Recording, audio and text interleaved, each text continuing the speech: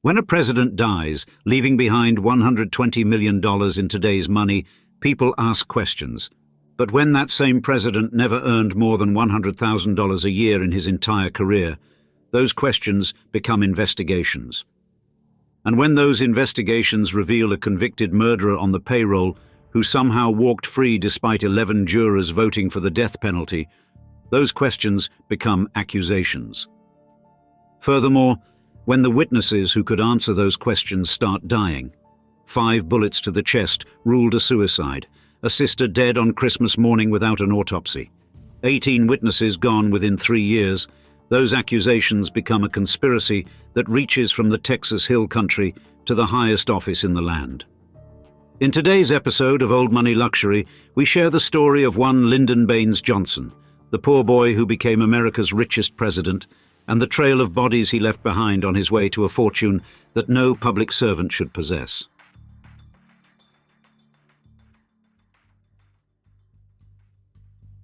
On January 22, 1973, death came for Lyndon Baines Johnson at his beloved Texas ranch, where the former president left behind an estate valued at approximately $20 million. In today's purchasing power, this fortune represents over $120 million, a sum that would make even the wealthiest contemporary politicians envious. The magnitude of this wealth becomes even more extraordinary when measured against Johnson's official salary history.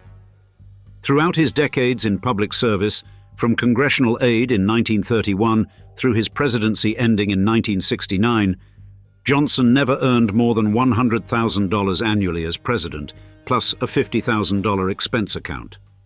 His earlier positions paid far less, roughly $12,500 annually as a congressman in the 1940s and approximately $50,000 as a senator in the 1960s. Johnson's accumulated wealth represented nearly 200 times his highest annual salary. For perspective, if a contemporary president earning $400,000 annually achieved similar wealth multiplication, they would need to accumulate approximately $80 million, a feat that would immediately trigger extensive financial investigations. The transformation from poverty to plutocrat began in the most unlikely circumstances. Born August 27, 1908, in a modest farmhouse in Stonewall, Texas, Johnson grew up in what he later described as hard-scrabbling poor conditions. His father, Samuel Ely Johnson Jr., had experienced financial difficulties that left the family struggling to maintain their modest lifestyle. Johnson worked his way through Southwest Texas State Teachers College, taking odd jobs and teaching at rural schools to pay for his education.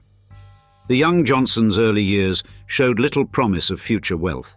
He taught briefly at Pearsall High School and Sam Houston High School before entering politics as a legislative secretary in 1931. His starting salary was modest, and contemporary accounts describe him as having virtually no personal wealth when he began his political career. This makes his eventual accumulation of tens of millions of dollars all the more remarkable and suspicious. The foundation of the Johnson fortune can be traced directly to Claudia Lady Bird Taylor, whose marriage to Lyndon in 1934 would prove to be as much a financial partnership as a romantic one. Lady Bird brought substantial inherited wealth and, more importantly, the business acumen to multiply it exponentially. Her father, Thomas Jefferson Taylor, had transformed himself from the son of a sharecropper into one of East Texas's most prosperous entrepreneurs. By the 1930s, Taylor owned approximately 15,000 acres of prime cotton land, operated 2 general stores under the banner T.J. Taylor, dealer in everything, ran cotton gins, and maintained a commercial fishing operation. Taylor's business methods were notably aggressive.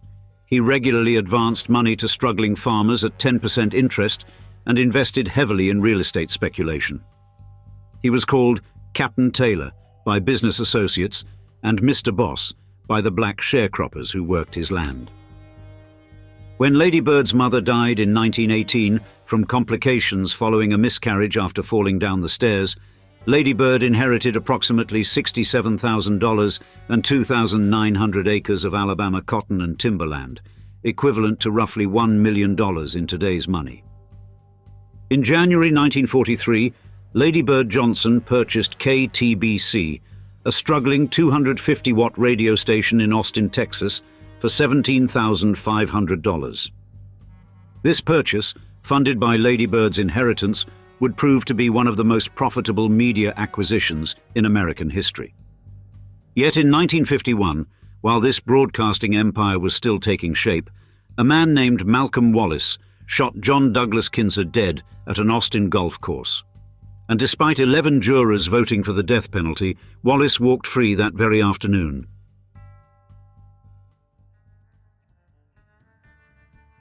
The Texas Hill Country of 1908 offered little promise to those born into its unforgiving landscape, where drought and poverty shaped destinies more than dreams ever could. Into this harsh world arrived Lyndon Baines Johnson on August 27th, born in a 3-room farmhouse near the Pedernales River in Stonewall, Texas. His father, Samuel Ely Johnson Jr., carried the burden of failed financial ventures that had reduced the family from modest prosperity to genuine hardship. The elder Johnson had served in the Texas legislature but lost most of his money in cotton speculation, leaving his family to scrape by on whatever work he could find. Young Lyndon witnessed his mother, Rebecca Baines Johnson, struggle to maintain her dignity as a college-educated woman reduced to poverty in rural Texas. The boy absorbed these early lessons about money and status with an intensity that would drive him for the rest of his life. At Southwest Texas State Teachers College, Johnson arrived with virtually nothing, working as a janitor, office helper, and assistant to the college president to pay his way. He taught Mexican-American children at the segregated Wellhausen School in Cotulla, Texas, witnessing poverty even more desperate than his own. These experiences forged in Johnson a complex relationship with wealth. He simultaneously despised poverty and craved the security that money could provide. By 1931, Johnson had maneuvered his way to Washington as secretary to Congressman Richard Kleberg, earning a modest salary but gaining something far more valuable: access to power.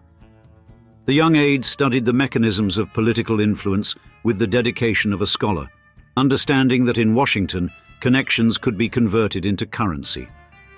Johnson's breakthrough came through a woman who would transform not just his financial prospects, but his entire trajectory: Claudia Taylor, known as Lady Bird. When they met in 1934, Lady Bird possessed what Johnson desperately lacked: substantial inherited wealth from her mother's Alabama holdings and her father's Texas empire. Thomas Jefferson Taylor, Lady Bird's father, represented everything Johnson aspired to become: a self-made millionaire who commanded respect through sheer financial force. Taylor had built his fortune through a combination of cotton farming, real estate speculation, and high-interest loans to struggling farmers, accumulating 15,000 acres and multiple businesses. The contrast between the Johnson and Taylor family backgrounds could not have been starker. Where Johnson's father had failed at business ventures, Taylor had succeeded spectacularly.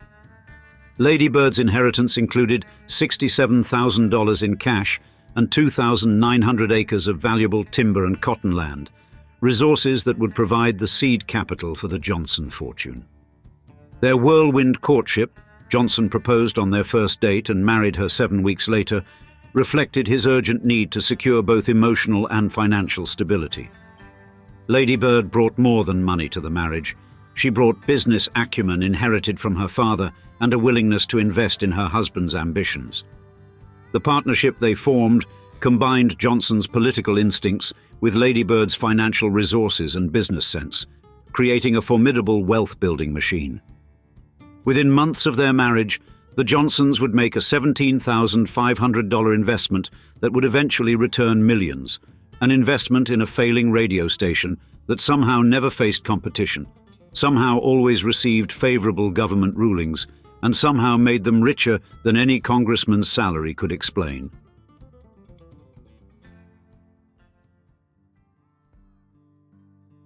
In January 1943, while American soldiers fought in North Africa, Lady Bird Johnson wrote a check for $17,500 that would transform the Johnson family's financial destiny forever. The purchase of KTBC, a struggling 250-watt radio station in Austin, Texas, appeared modest on its surface, just another failing business in wartime America. What happened next would become a case study in how political influence could transform a minor investment into a media empire worth hundreds of millions. Within months of the purchase, the Federal Communications Commission began granting the Johnson-owned station a series of favorable rulings that defied explanation through normal business channels. The FCC increased KTBC's broadcasting power, extended its hours of operation, and most crucially, granted it a monopoly in the Austin market by denying licenses to potential competitors. Johnson's position in Congress — he had become a senator in 1948 through a contested election decided by just 87 votes — provided the leverage needed to ensure these favorable decisions.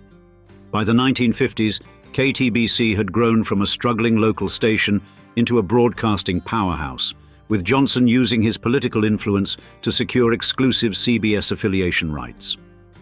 The station's value multiplied exponentially as Austin grew and television arrived, with the Johnsons securing the only VHF television license in Austin through more FCC favoritism. According to Life magazine's investigation in the 1960s, Johnson's broadcasting holdings had grown to approximately $2,030,000 in Texas Broadcasting Corporation stock alone. The total media empire would eventually be valued at over $150 million, built on that initial $17,500 investment.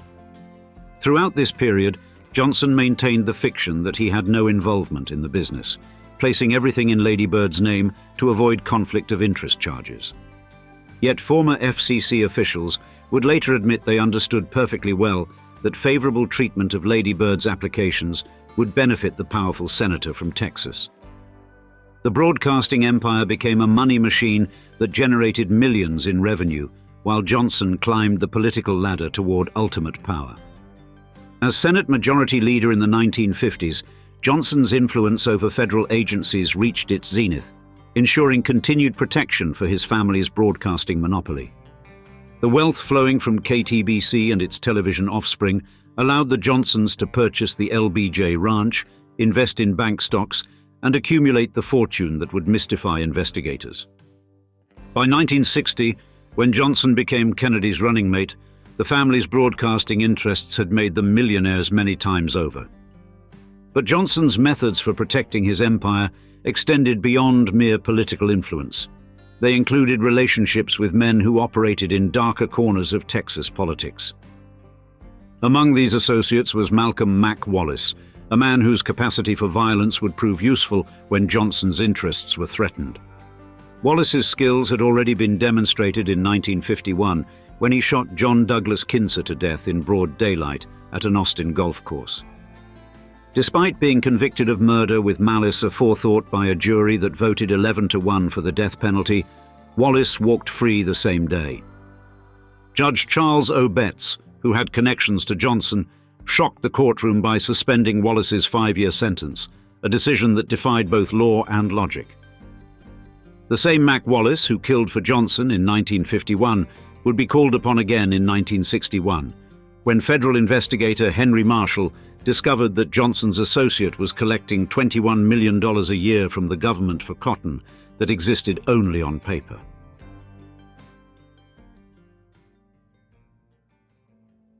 The Travis County Courthouse in Austin, Texas, witnessed many trials, but none quite like the one that concluded on October 22, 1951. Malcolm Mac Wallace stood convicted of murdering John Douglas Kinser with malice aforethought, the jury's verdict leaving no doubt about his guilt. 11 jurors had voted for the death penalty, with only one holding out for life imprisonment. Under Texas law, this should have meant Wallace would spend decades behind bars. What happened next defied every expectation of justice and revealed the depths of Lyndon Johnson's influence over the Texas legal system.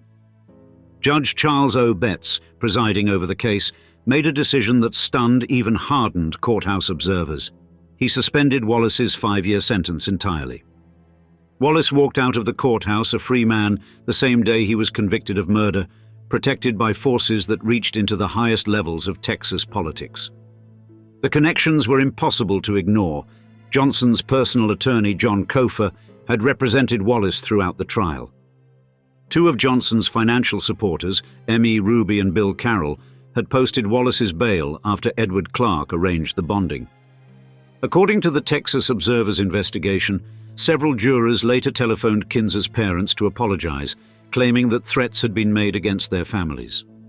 The murder itself had roots in a twisted web of relationships centered on Johnson's troubled sister, Josefa.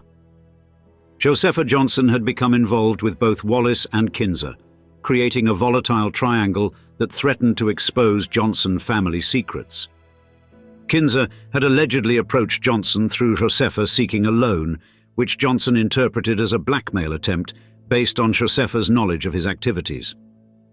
By 1961, Wallace's lethal skills would be called upon again, this time to silence a federal investigator who threatened Johnson's financial empire. Henry Marshall, a dedicated official with the U.S. Department of Agriculture, had been investigating Johnson's associate Billy Sol Estes and his massive agricultural fraud schemes. Estes had built an empire on phantom cotton allotments and non-existent fertilizer tanks, defrauding the federal government of millions while kicking back money to political protectors. Marshall's investigation threatened to expose not just Estes, but the entire network of corruption that reached into Johnson's inner circle. When Marshall refused a promotion to Washington designed to end his investigation, his fate was sealed. On June 3, 1961, Marshall was found dead on his ranch with 5 bullet wounds to his chest and abdomen. Local authorities, influenced by Johnson's network, performed an astonishing feat of logical gymnastics. They ruled Marshall's death a suicide. The crime scene investigation was a mockery of proper procedure. No photographs were taken, no blood samples collected, no fingerprints lifted from the rifle. Marshall's truck was washed and waxed the following day, destroying potential evidence of what had really occurred.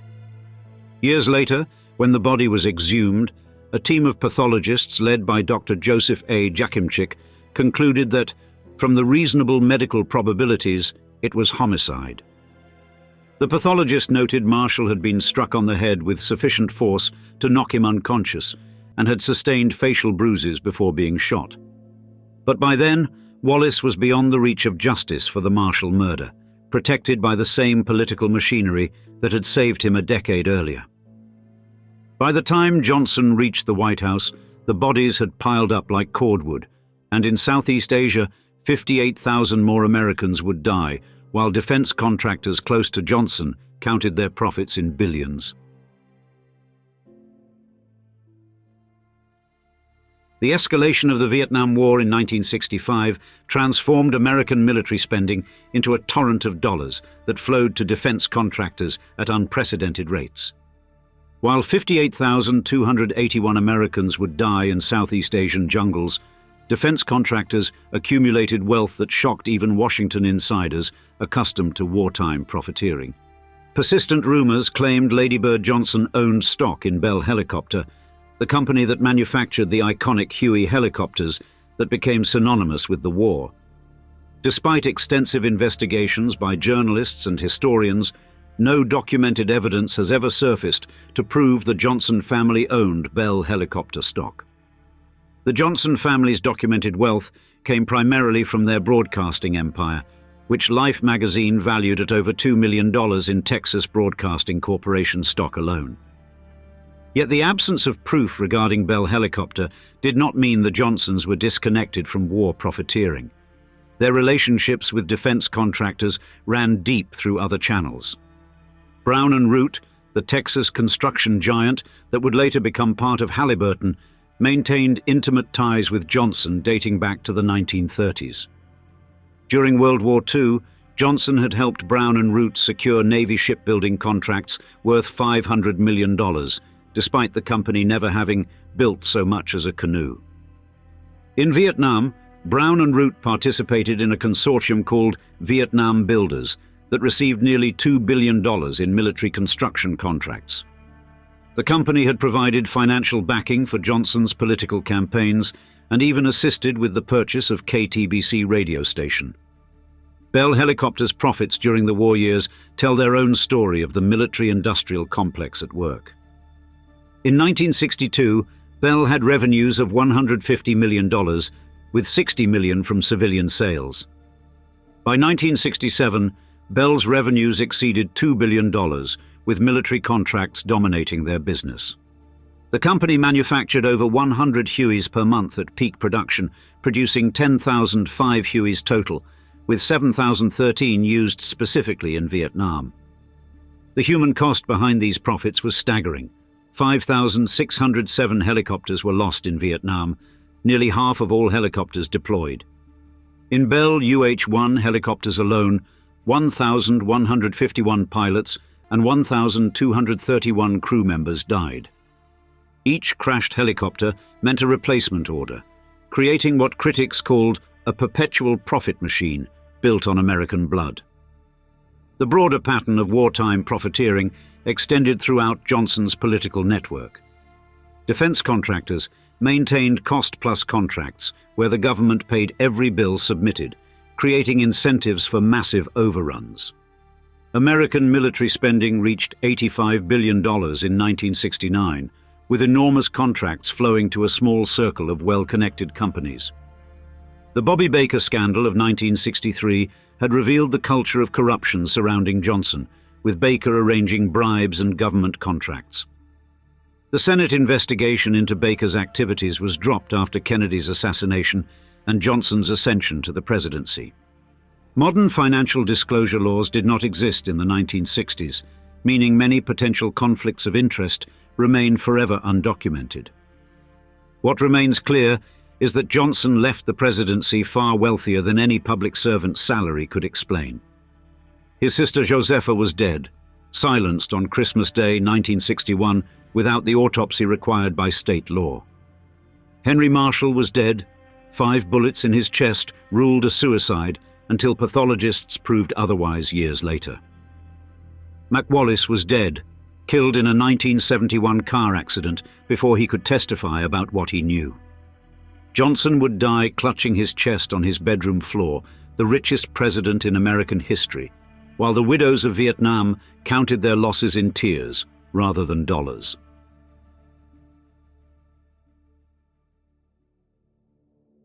On January 22, 1973, Lyndon Baines Johnson collapsed at his ranch, clutching his chest as his massive frame fell to the bedroom floor. The 64-year-old former president was alone when the fatal heart attack struck. Lady Bird was in Austin, and the Secret Service agents found him already dead. Johnson had survived 4 heart attacks previously, but this time his luck and his legendary will to survive had finally run out. He died as he had lived, surrounded by the trappings of wealth that no honest public servant could have accumulated. The LBJ Ranch sprawled across thousands of acres of prime Texas real estate, complete with aircraft landing strips and prize cattle.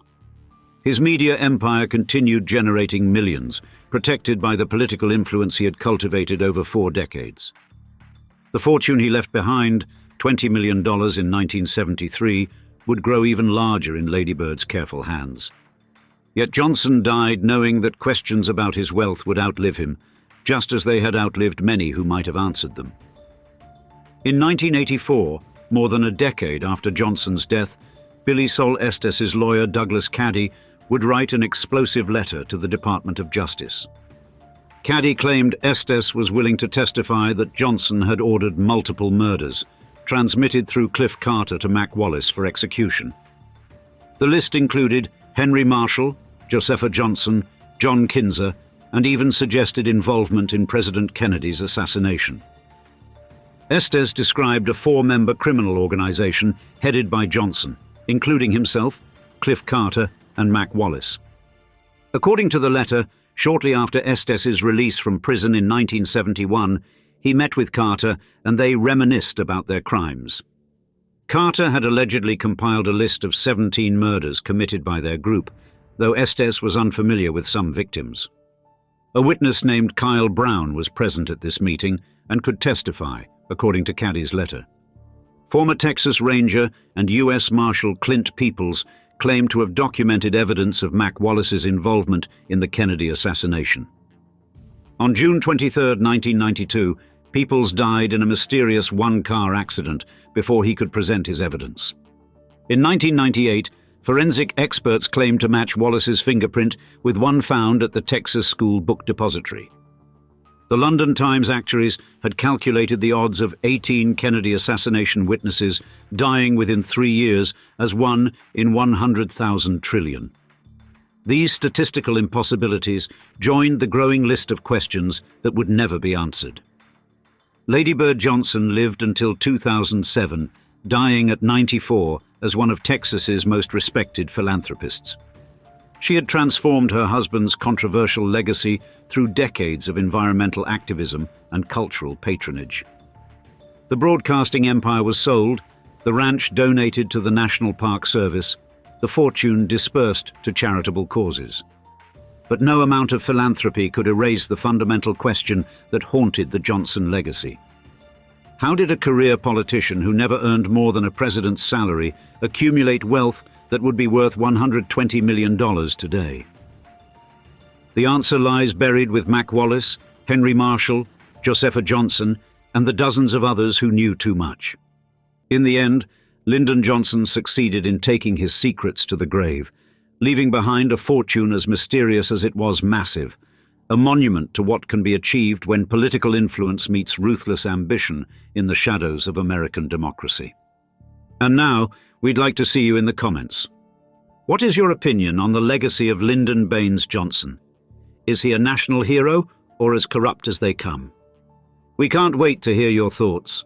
And with that said, thanks for joining us for another episode of Old Money Luxury. Cheers, until next time.